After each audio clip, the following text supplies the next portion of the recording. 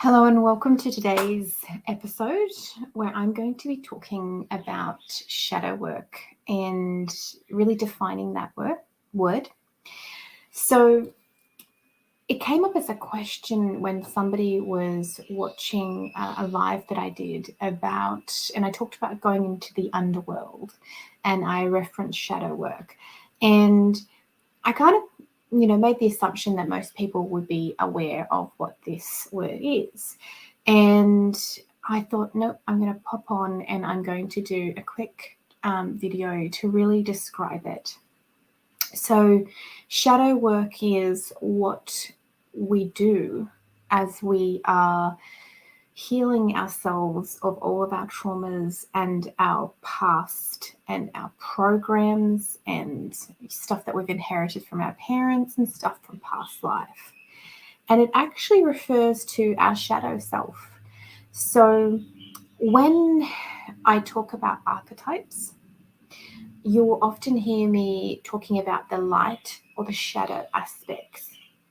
So say for the mother archetype, a mother who is in its light aspect, so the mother archetype, a mother who is a good mother, is protective, teaches her child right and wrong, loves her child, has compassion, wants to, give that child lots of love. But also being fiercely protective. You've got to understand that the mother archetype is also fiercely protective when it's in its light aspects. But then a mother who is in shadow withholds affection, doesn't protect her child, doesn't care about her child. And that's what we're referring to as our light and shadow aspects. So that's the same with us. We have our light and our shadow aspects, and we know when we've gone in to do shadow work, which is we've identified a program, a thought pattern, a trauma, something that needs healing. And it can be something big, like childhood issues, or it could be, I'm going to sneeze. Sorry, I've got allergies. So it can be even like smaller stuff, like facing the fact of bullying, or it can be abuse. It can be the journey that you take to track back. How did I become like this? When did this start? And it's actually a journey into your psyche. And we can do this when I'm teaching my clients to work with their archetypes, is to see what's in their light and what is in their shadow aspects. And you can do it in the moment with specific things. And then there's times when you make a soul contract with your higher self to go for a journey into your underworld. So what do I mean by that? So the underworld is the deepest part of your psyche. And it is that journey to what is wrong. And it feels awful when you're going on a proper journey into your underworld, because you don't particularly want to go into the depths of your psyche, because it's always uncomfortable, and we have been taught from birth to avoid things that make us suffer, avoid things that we don't like. And we've also become increasingly, and this is why it's so vital, is we've become, as a society, instant gratification has become a huge thing. We expect to be able to pick up our phone and get an instant answer to our problems, message a friend, Google what's wrong with me, Google what is shadow work, and maybe you even find this video. But what happens is we expect that things are kind of easy. There's so much support out there.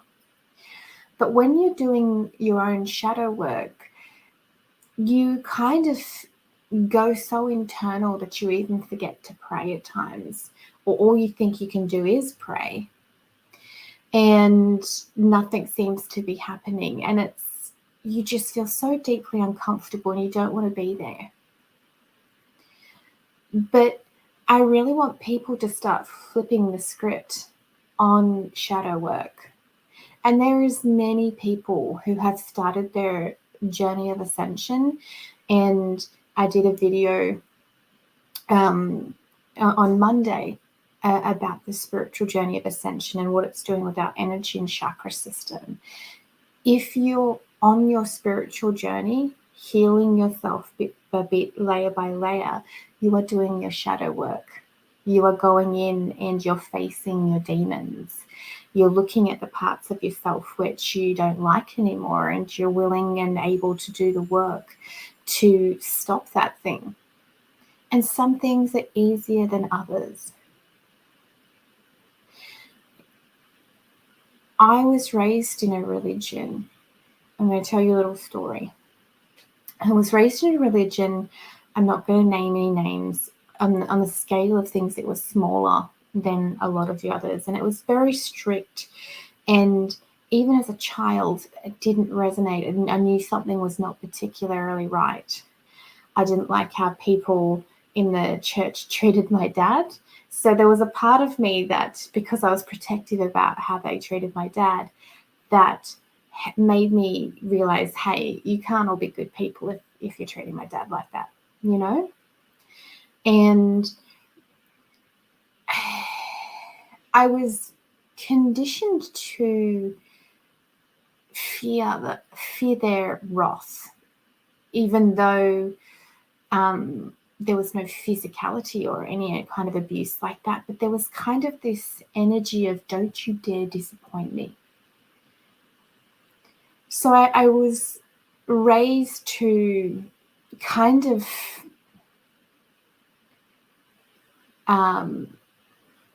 for lack of a nice word, God was a very grumpy, not so nice man who lived in the sky.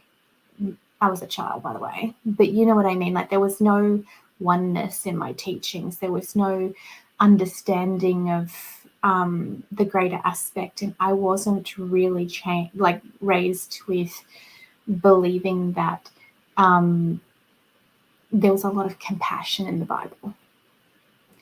And even with Jesus, it was, I kind of was raised that he himself is wrathful. And they might not have fully wanted you to get that, but that's what I took away from it. And even now, when I talk to different people that's in that church, they will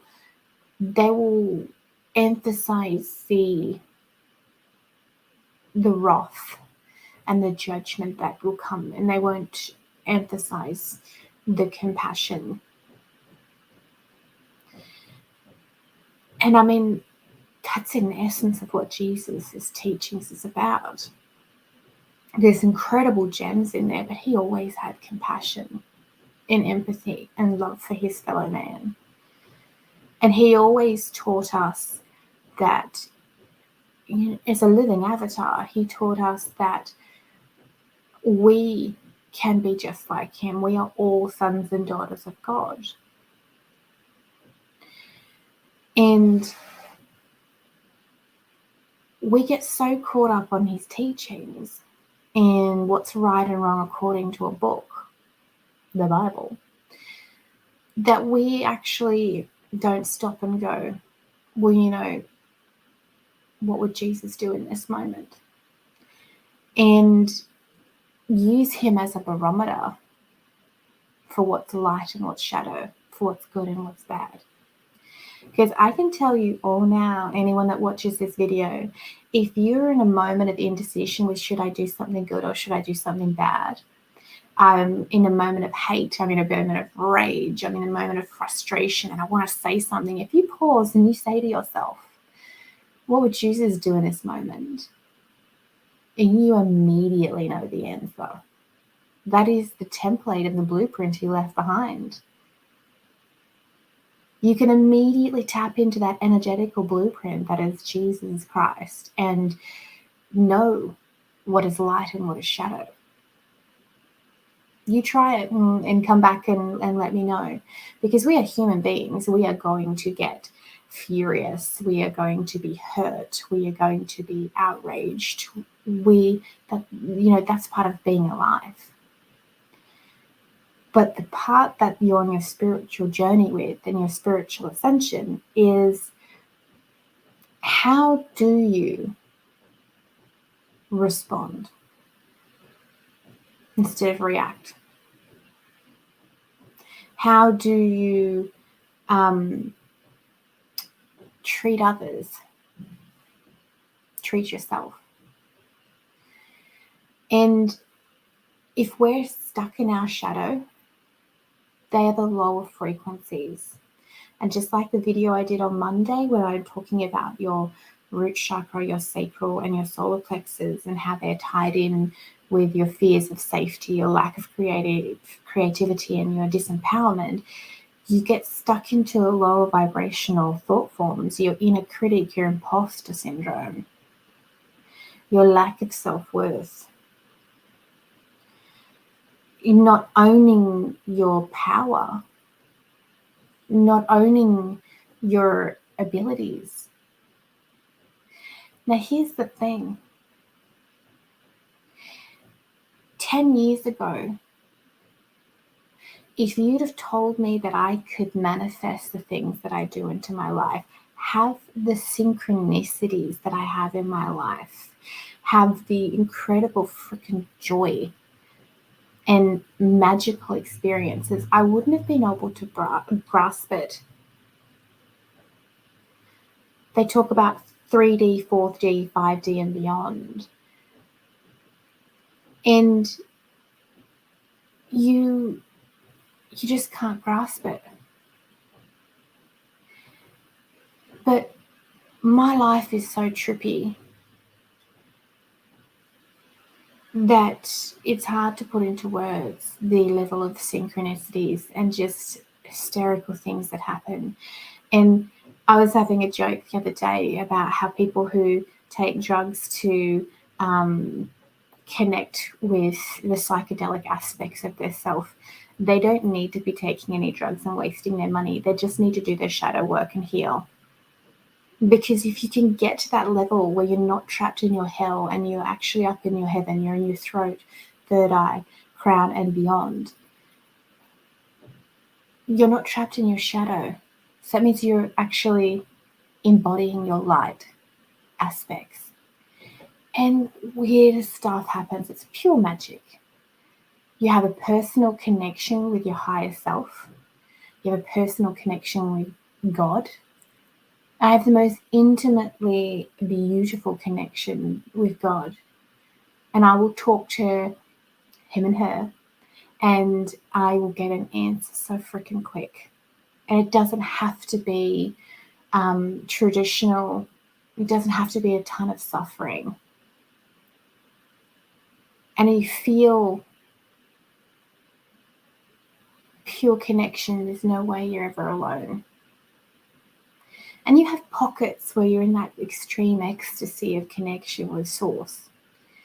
And then other times you will drop down and you'll just be in your higher aspects. And then you have lessons that come out of nowhere and you're off to do some shadow work. But I really want people who watch this video to understand and embrace the shadow work. Don't glorify it. Oh, I am doing my shadow work and it's so good and I'm not afraid to do it and make it all like this glorifying thing and talking about it and obsessing about it and how cool are you to do your shadow work. No, I'm talking about embracing it because you know in the moment that it has come to you. This lesson has come to you. You're feeling shitty. And there is a lesson that your soul is wanting you to learn. There is a program, a trauma that's wanting to be released. And be so freaking excited. Because if you can release that and unentangle that from your energy field, you don't have to carry it anymore.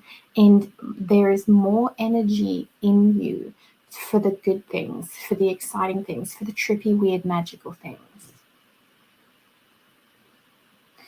I've talked in the past with a couple of different analogies. One of them is Caroline Mace's $100 a day. And, imagine that the universe or your higher self gives you $100 a day of energy. And you're trapped into worrying about the past, stresses, anxieties, this has happened, trauma, all these things. And you're giving $1, $10, $5, 50 cents, 20 cents to your past, to the energies, to things that are outside of yourself that no longer serve you. And you can't spend your money in present, the now, and you can't spend your money for anything you want to manifest in the future. Now, as you're going along, when you first start your healing, and you can heal something,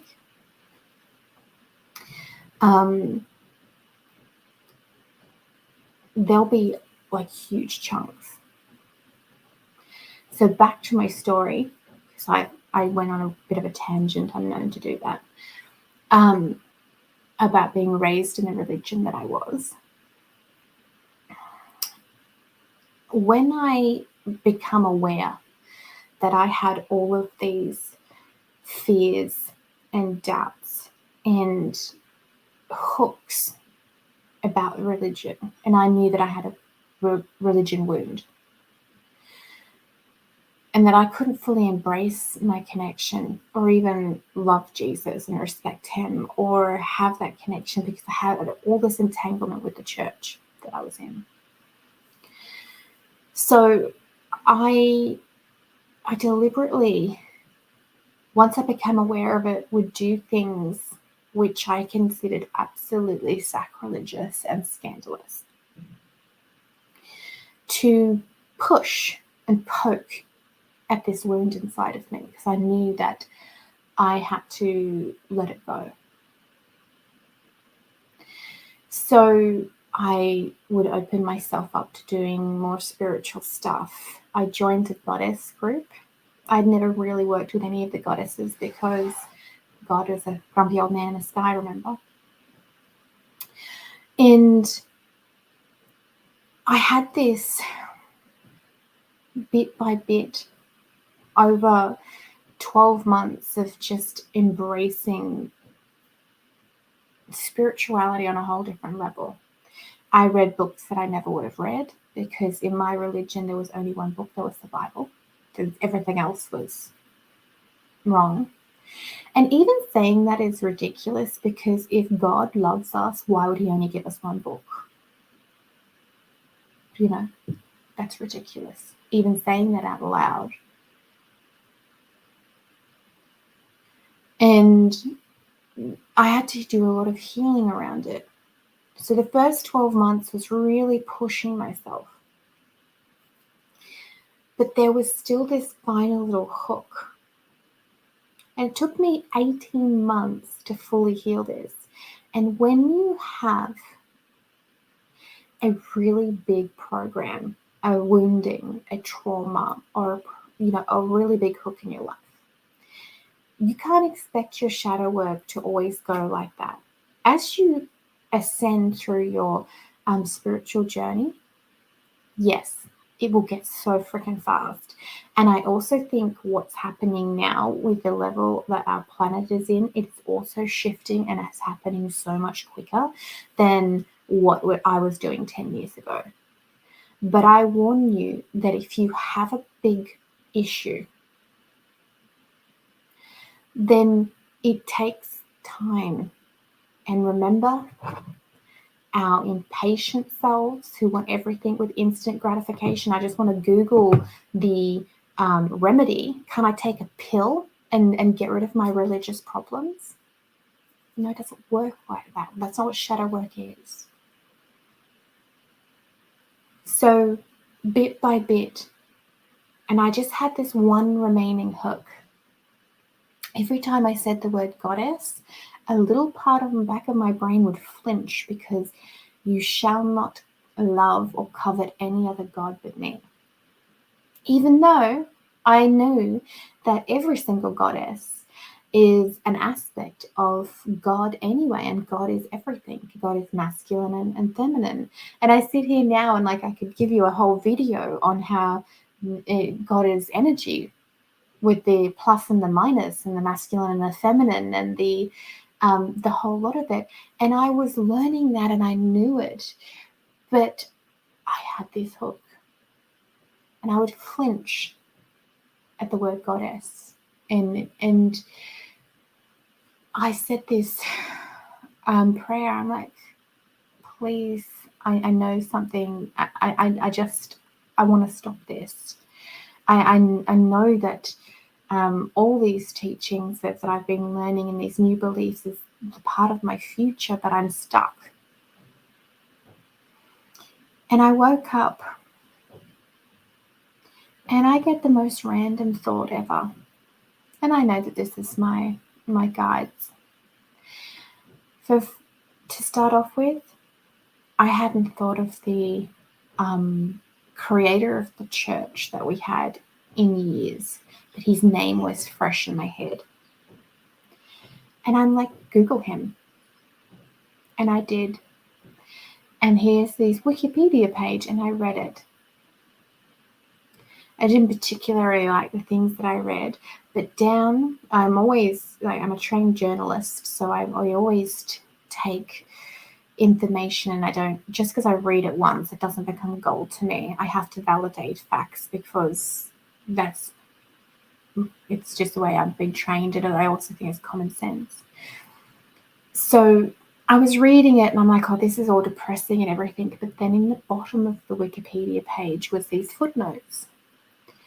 And you clicked on them, and you could go to the site of where the references are. And it took me to their divorce papers. This is a legal document that you can't fake. And it was their divorce papers and what the wife was asking for. And she was asking for the Rolls Royces, and she wanted the gold cutlery, the gold plates and the gold caps and the gold knives and forks. And she wanted the mansion in Italy or wherever, and all these things. And I was so outraged. I had sacred rage, because this church demands tithing. And my family, when they had nothing, had tithed to this church. And I want to swear, but I'll just call him a despicable human being, had used all of the hardworking people who they'd taught to fear God and fear his wrath, and that he is not compassionate, that he's a bad man, this guy. Gross generalization there, but you know what I mean. And I was just furious, and with that sacred rage, it burned away those hooks in my brain. And I just went, you know what? I think this gentleman, after I got over my fury, I'm very good at going into thinking about what they must have been like, or what happened, and trying to analyze it. And I thought to myself, no, when he started off, he was a very good man. And he did a lot of good things early on in his life. And I'm just going to hold this man up now as a perfect example of how power can corrupt and greed can get into anybody's soul. And I'm just going to be vigilant, and I'm going to unprogram everything that he ever said to me, every teaching, and I'm just going to take what I feel deep in my heart and soul. Now, that was an 18-month shadow journey that I went on. And I can tell you right now, I don't flinch when I say the word goddess. When I talk about Durga or Isis or Mother Mary or Jesus, they are all archetypal teachings. They're archetypal with what they teach us. And I believe that Jesus himself was an avatar. He brought through a blueprint for the entire planet. And if we want to call upon him, you don't just go, oh, help me, Jesus. You hold yourself to his standards and you go, what would Jesus do? And you get the clearest download. That's what his gift is to us. You just think, well, what would he do? And you know what the template is and what the blueprint is. And it's always going to be in the light aspects. I have never once had myself or anyone ever do this. And Jesus goes, wow, you can totally wreck that person's life. Jesus doesn't say to you, go and lie and steal. Take that person's belongings, that's fine. He gives you an internal moral compass of what is the light aspect and not the shadow. So shadow work can be done in the moment. And it can be when you're unprogramming and healing things that have caused you massive trauma or things that have been taught to you as a child which do not resonate with you now. And I don't want you to be afraid of them. If you get interested in working with the archetypes with me, or you listen to me talking about the archetypes, there is the light and the shadow aspects. And all you have to do is try and your absolute hardest to be in the light aspects of the archetype and observe the shadow aspects when you see them coming up. You'll be like, oh, hang on, I just got massively triggered. Here's a perfect example of it. The judge archetype. The judge in its light aspects is incredibly vital. You use the judge archetype on a daily basis. You judge whether something's safe. Is this person safe? Is this situation? Am I safe? Is this a good decision? You cannot have discernment without the judge archetype, because that's what it does. But if you go into shadow judge, oh my God, look at what she's wearing. Oh, can't that woman just stop her child screaming? She is ruining my shopping trip. I deserve to get bread without getting a headache. You don't stop to empathize with that person. You have no idea. Her mum could have just died and she just can't handle her child. The child might be just having an absolute legitimate meltdown, and there's nothing, not even Saint Teresa, who could help that child because it's a child. It has meltdowns about things. That's how it expresses itself because it doesn't have a vocabulary to do it at the moment. But we're going to judge the child and the mother because they're ruining our shopping experience. Shadow judge. And you've got to understand that when you drop down into shadow judge, and we all go into shadow judge, every single one of us, but the level that you can get back quickly into non-judgment is an indication of how much shadow work that you've done and how much work upon yourself and how far along you are in your ascension journey and your spiritual journey. Because judgment is the shadow judgment is the most useless thing on the planet. You see a mother with its child screaming, and you're like, I'm not in a position to go and ask for help. I'm too fragile, but I can send you a prayer. I can wish you well. I can send you some love and compassion because your life's having a bad day. Now, that, you can feel the frequency of that. If you're not in a space where you can go up and give them a kind word, you can still send them a kind thought instead of sending them a psychic dart. So I love the judge archetype as a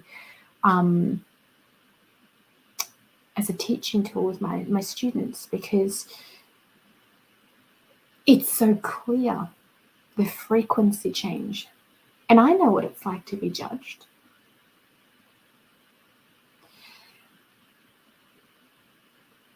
I recently had some experiences where I was just judged for core aspects of myself. I couldn't help myself. I couldn't change. I was in the moment. And I was still able to alchemize, but it was still not pleasant to have these projections and these psychic darts sent towards me because I wasn't good enough in that moment for that person. And it's an energetical ugh. So imagine what that feels like for that mum. She's going to be in that Coles or Woolworths or that shopping centre, and she's going to be feeling everybody's frustration. You know, I was observing on a plane when I went over to Peru and Bolivia, and there was this mother, and she travelled to Canada with 3 young children, a young boy about 4 or 5, a girl about 7, another one about 10. And the boy was a little bit naughty, but in the grand scheme of things, I thought this woman was freaking amazing. Like, I'm talking hero level amazing, to be able to get them all without too much problems. And I was in awe of her. But I watched her constantly looking at everyone because she was feeling judged. And there was probably other people who were a little bit more irritated than me because they were stuck in themselves. But I thought she was incredible. But she was feeling other people's judgment. So when we have things that we have, and you can say to yourself, do I have a lot of judgment issues? Am I a judgy person? Am I a bitchy person? Am I a sad person? Am I always worrying about what people think of me? Am I fearing abandonment and rejection? Have I got imposter syndrome?